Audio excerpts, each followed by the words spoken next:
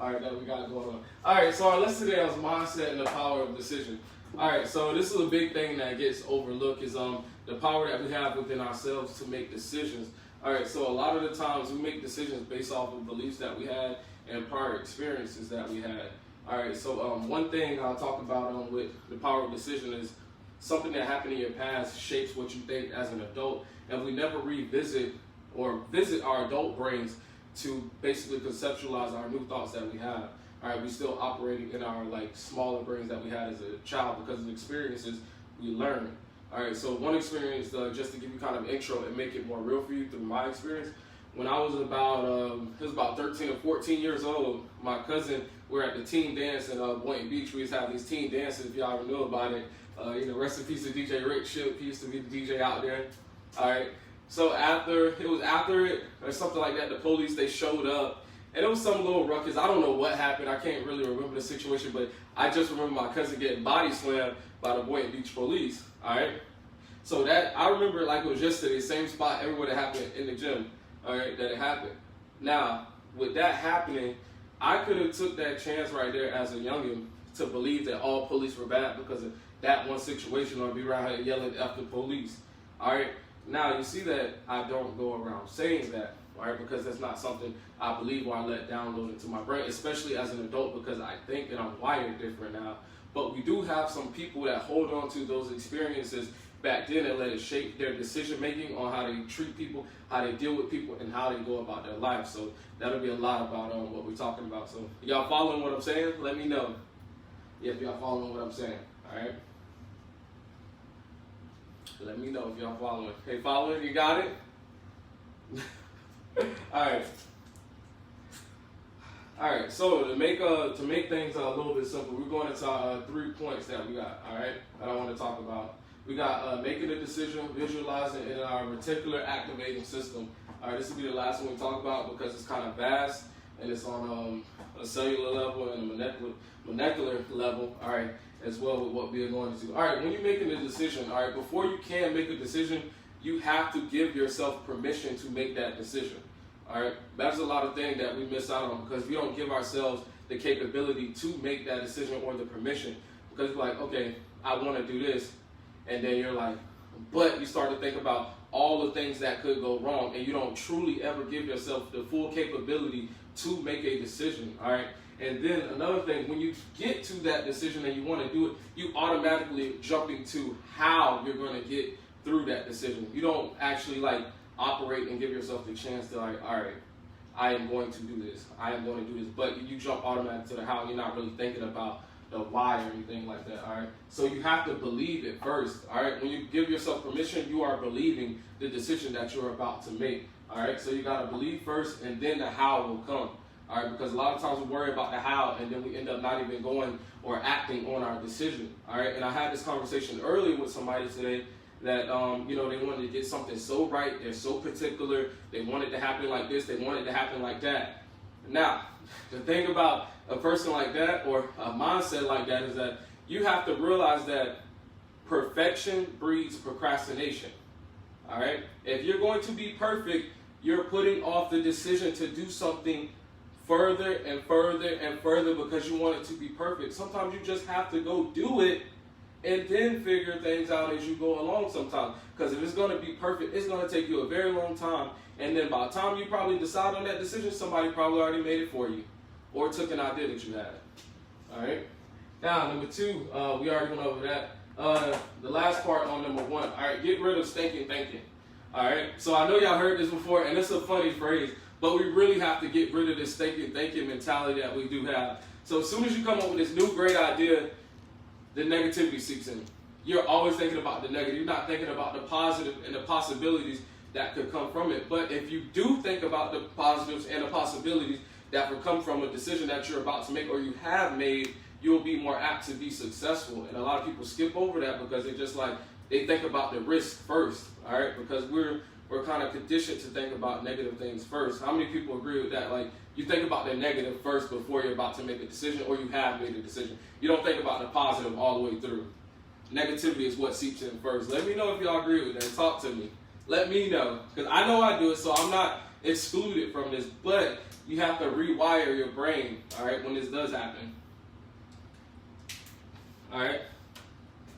Now, part number 2, visualize, all right? So, with visualizing something, all right, you have to know that your brain has to believe that it's happening, all right? So there was a study with Harvard. I'm trying to remember exactly how it goes, but it was basically a study they did about with pianists, all right, the Harvard study. Now, they had these people that play piano come in and do a study on them.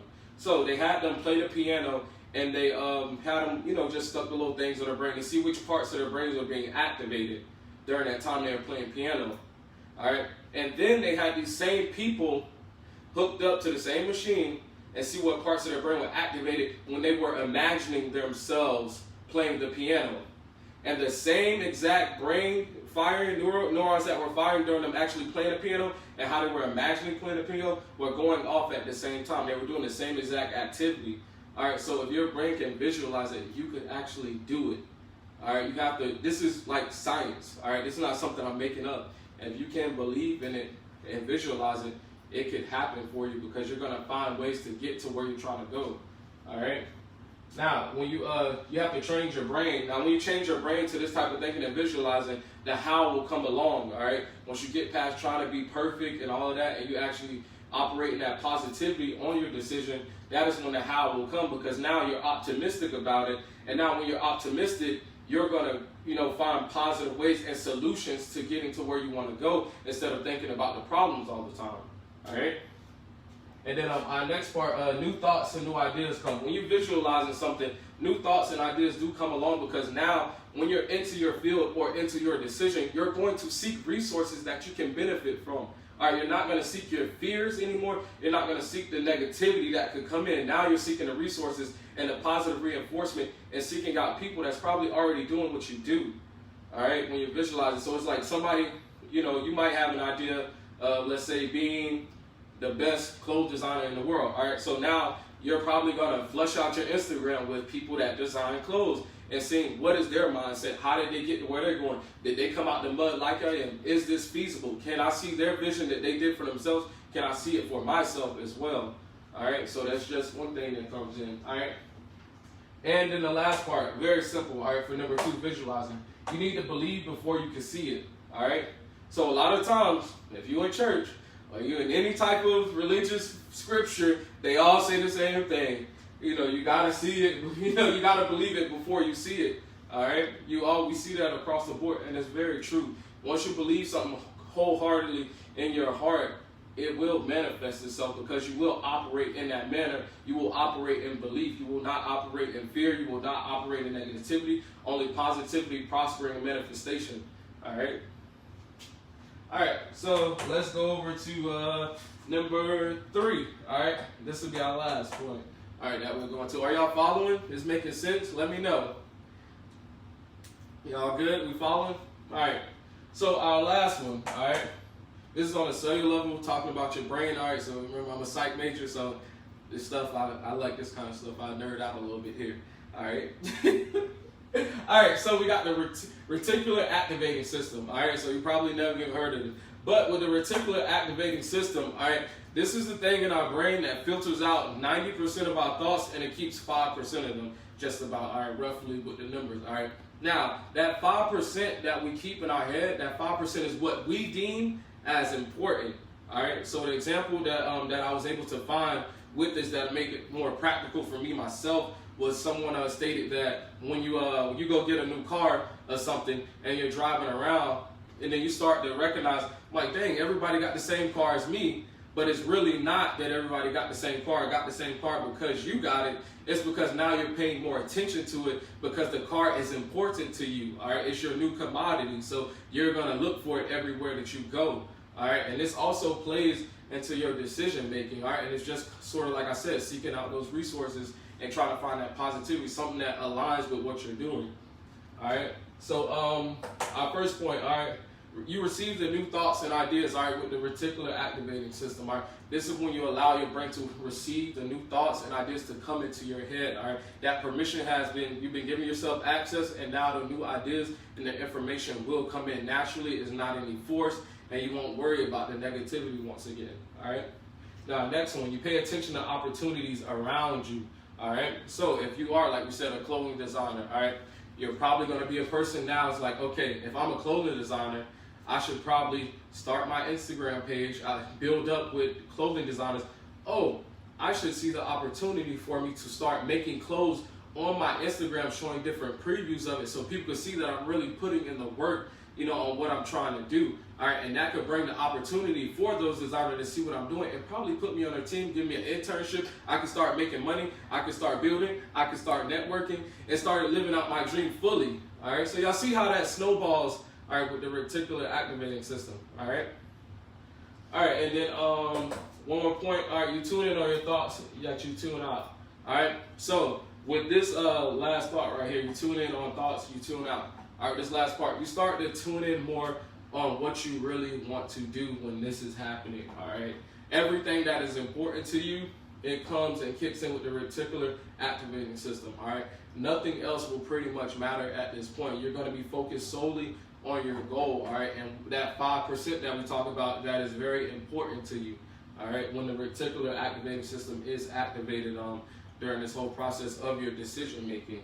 All right, so that is our 3 points for the mindset, the power of decision. All right, 1, make a decision. All right, 2, visualize it, and then 3, we got the reticular activating system. Now, I know this is pretty short, but remember, when we are going through these lessons with one another, I give you just enough so you can do more research. All right, and you could look it up for yourself. All right, and implement some of this stuff into your life as you do the more research as well. All right, because a lot of the times, that is what we're falling short with our mindset and making a decision. We don't do the research on things, so we have to get in those books. You got a super phone in your hand right now, all right, or a supercomputer in your hand, so you can look up pretty much anything that you want to. There's so many free books online and so many free resources that we can use as vehicles to get what we want. All right, and a lot of people, one thing I want to say is that I keep seeing it reoccur, and I see it on social media. All right, so a lot of people are saying that they're too broke to do anything, and they're talking about broke monetarily, but you are broke mentally first before you're broke monetarily, because there are many different ways for you to get money, but you have to realize it's not the amount of money that you want to get. All right, it's the amount of money that you can need and to operate. All right, so when you change your mindset, you're going to get money because you're going to start to believe that money could come easy. That's a decision.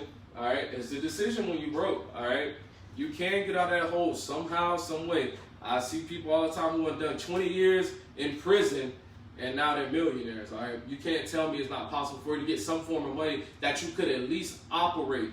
All right, operate up to a living standard. All right, it can happen, but you have to change your mindset. All right, and we talked about mindset a little bit last week when we said the employee versus the CEO mindset. We got questions now? Do you have to follow these points in chronological order?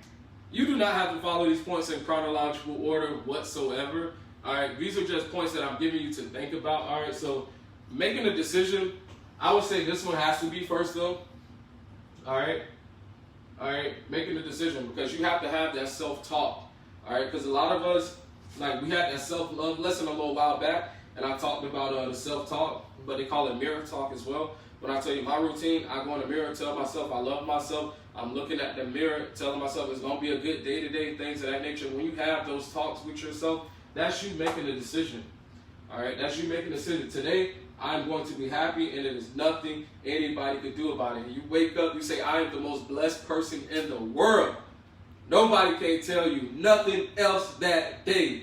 You're going to walk into that job with your head high, or walk into your business with your head high, and you're going to be feeling that empowerment that you gave yourself because you're creating those new, bridges, synaptic bridges in your brain, all right, of happiness, all right, and you're releasing that dopamine and endorphins and things of that nature that's starting to, to get you going, all right.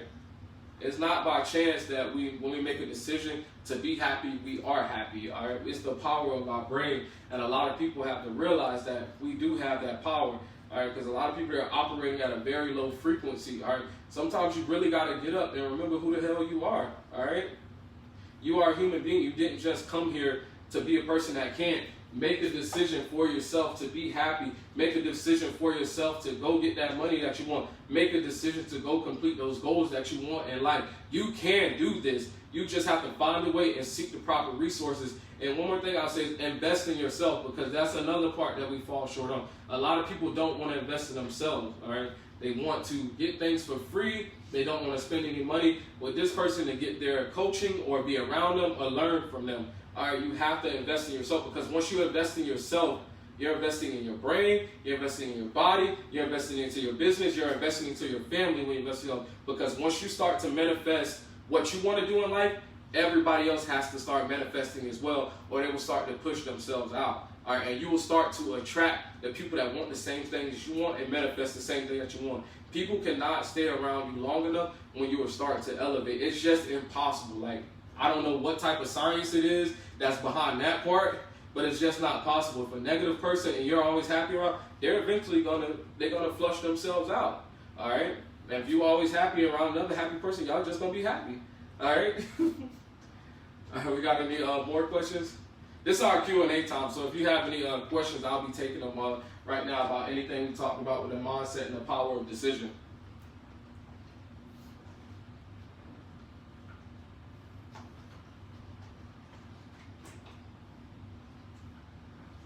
All right.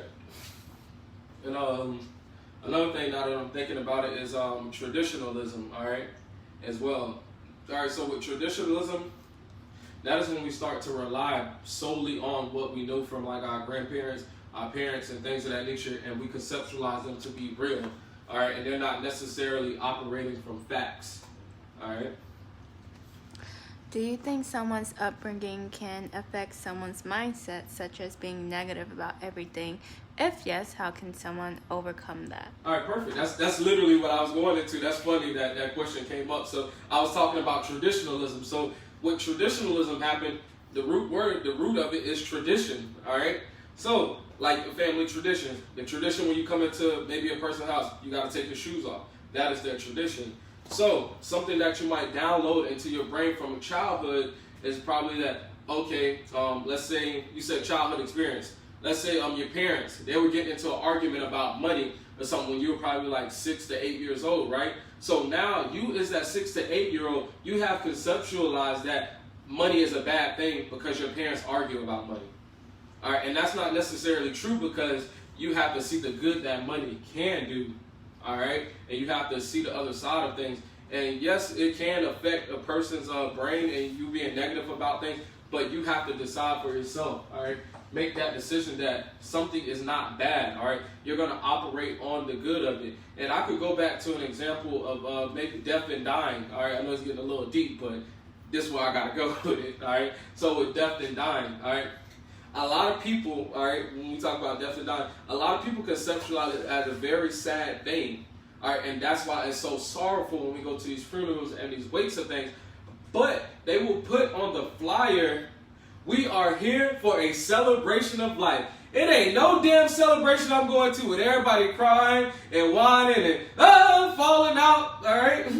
It's a celebration of life. So if we conceptualize that before the funeral, really like operate in that celebration of life and celebrate however many years that person may have been here, then we could be really good, all right? We'll be in a different place mentally, and we're changing our mindset as well, all right? We got any more questions on that before I head out? I know this was a short one. Like I told you I would be. I ain't lie this time. All right. All right, and just towards the end so I can wrap up with announcements. All right, so if you have ordered a shirt, I still have shirts going out. We kind of back ordered right now. So we'll have different shirts that'll be coming in this week, and they'll be going out to our people. All right. And let me see that book, the red one right there. I'll give them that book suggestion. Yeah, that one. All right. This will be one book that you could do that kind of help you with making the decision, and also recognize the power of bad. All right. It's a pretty good book by John Turney. All right. And Roy, I can't even pronounce his last name. All right. This will be a good book for you, The Power of Bad. All right. It talks a lot about why we have negative thoughts and how you could basically change that as well. All right, so The Power of Bad. All right, it's a pretty good book. I believe it might be a little expensive because I brought the paperback version. Yeah, it's definitely expensive. All right, I don't pay attention to how much I pay for books. Just check Amazon. All right, I just get to the checkout counter if I like it, because I'll be in there for like an hour in the bookstore. It's $28. You might be able to find it cheap on Amazon. I'm not sure. All right, but it's a hardcover. Hardcover books are always a bit more expensive, but that's a really good book if you have a problem getting over negative thoughts and having to realize the power of negative thoughts and the power of bad. All right, as well, if you haven't, you can sign up for the book club. We still got the book club open for you. All right, we're sending out the emails. We'll be meeting again coming up this Wednesday, all right, at 7 p.m., I believe. All right, well, we'll be meeting up, and we'll have a message going out. And I still have the shirts on sale. I forgot to change it, but I promise you tonight that will change. All right. So, are you selling this? What? Selling what? Somebody asked that? What am I selling? What are you asking? I didn't. Instead of my selling. Oh, do you have a question for today? Do I have a question? Oh, oh, okay. Oh, they want to know I got a question for today because they trying to figure out if I'm doing a giveaway, huh? Y'all trying to figure out if y'all gonna get lunch. All right, I do have a question for today.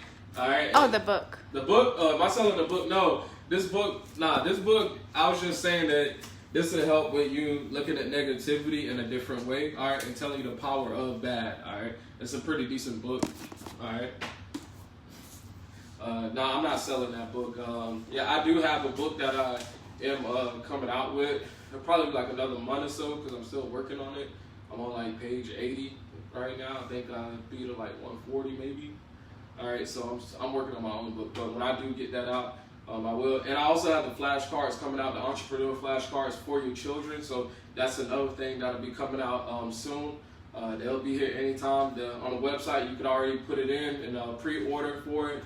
They are coming. So, man, I'll be offering lessons to children with the entrepreneur flashcards as well. All right. Any more questions we got? Nah, they want free lunch. Oh, they asking about what's the question? That's what keeping y'all on the hook. Let me talk a little. Let me sell BLK Agenda some more. Let me stop. I'm messing with y'all. All right. So the question: you have to really be a follower of me and listen to my videos if you're gonna get this question. All right. So don't be mad if you don't get it. All right. I ain't gonna put the self-care part in there. What is always a part of my Saturday routine? What is always part of my Saturday routine? What do I do on Saturdays? What is always a part of my Saturday routine? If I don't do nothing else on Saturdays, what is always a part of my Saturday routine? I've said it a few times on the lives, all right? And I went live doing it. What is a part of my Saturday routine? All right, let's see if anybody get that. Going to a bookstore. Who said it? All smiles, and then German. Right, At Barnes and Nobles. Yeah, going to the bookstore. All right, that is part of my Saturday routine.